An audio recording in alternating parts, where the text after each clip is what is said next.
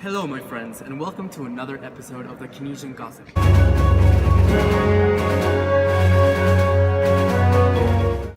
Today we have really interesting topics for you, including what's going on in Japan, what's going on in Brazil, and let me present to you our special guest of the day, Miss Andrea Legarreta.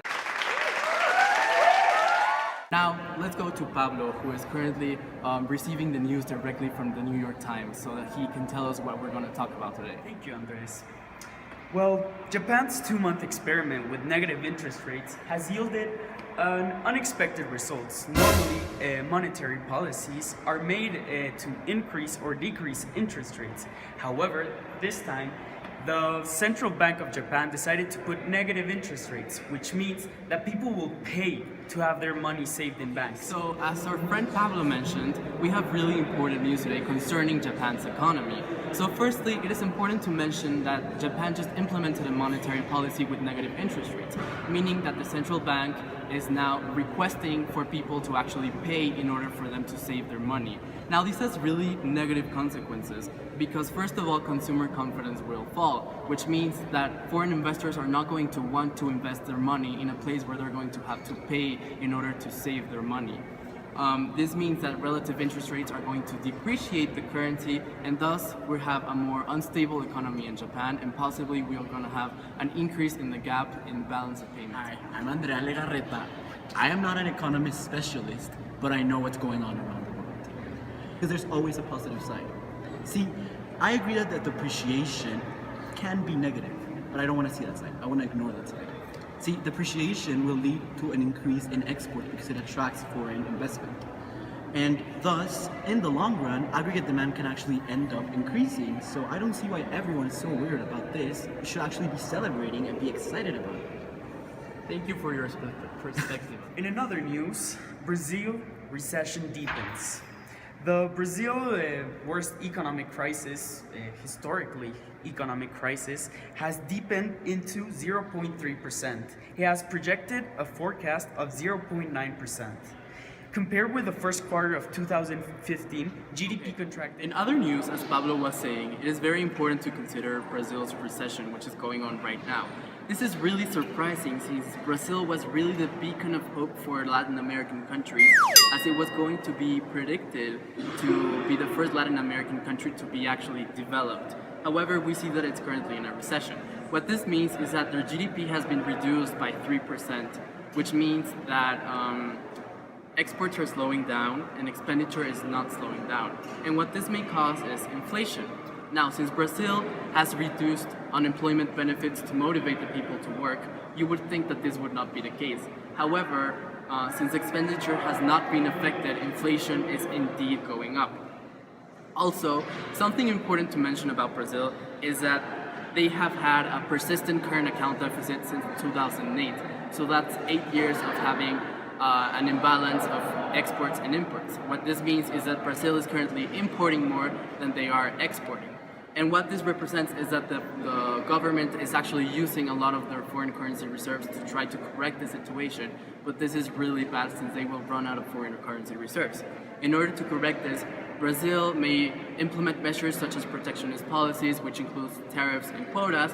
However, they may face retaliative measures from other countries, which means that in the long run their economy may actually be worse off. So if we see to the future, it is very possible that Brazil will continue to be in a recession. What do you think, Andrea? Well, I think that again, you're only seeing one side of the picture and you're only trying to scare your audience, which is never the right thing to do. The thing is, Brazil has been going through a much more stable period of time in their history in politics.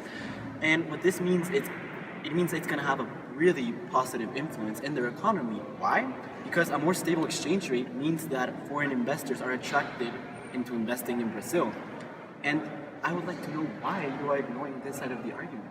Well, because of course we are seeing different factors such as the impeachment of President Rousseff, which are affecting consumer confidence worldwide, which means that foreign investment is likely to go down.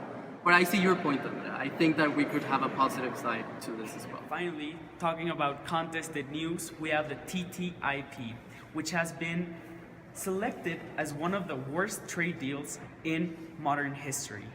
The scandal covers the NHS, the food and environmental safety, and other reasons that why we shouldn't just sign So the off. reporter mentioned, the last news of the day that we have for you today is a TTIP agreement between the United States and the European Union.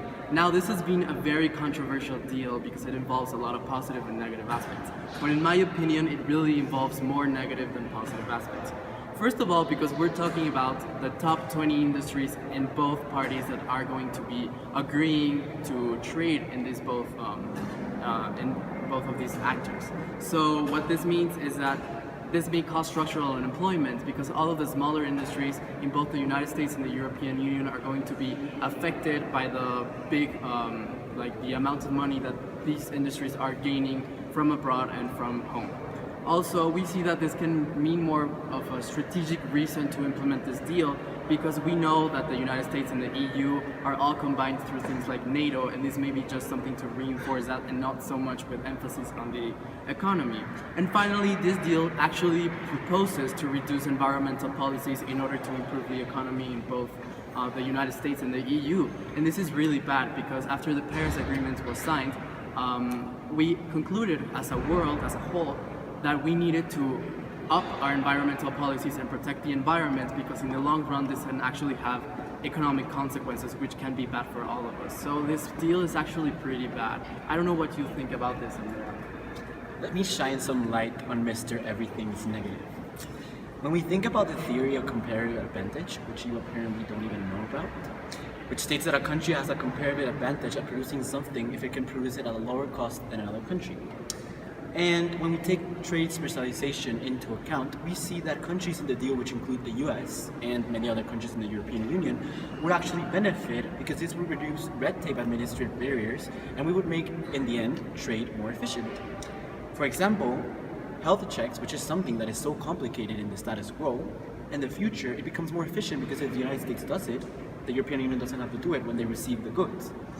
And also, my sources tell me that approximately 100 billion pounds will be injected into the European economy. And also, in the long run, we're going to see lower prices, greater choice, and more efficient allocation of resources. So, I think it's a great deal. I see what you mean. We'll have to leave it up to our policymakers in order to decide both here at home in the US and in the European Union as well. Well, thank you for joining us to another episode of Keynesian Gossip. That is all that we have for you today. My name is Andres Gomez, and please give a round of applause to our special guest of the day, Andrea Legarreta. See you next week in the same place. Thank you.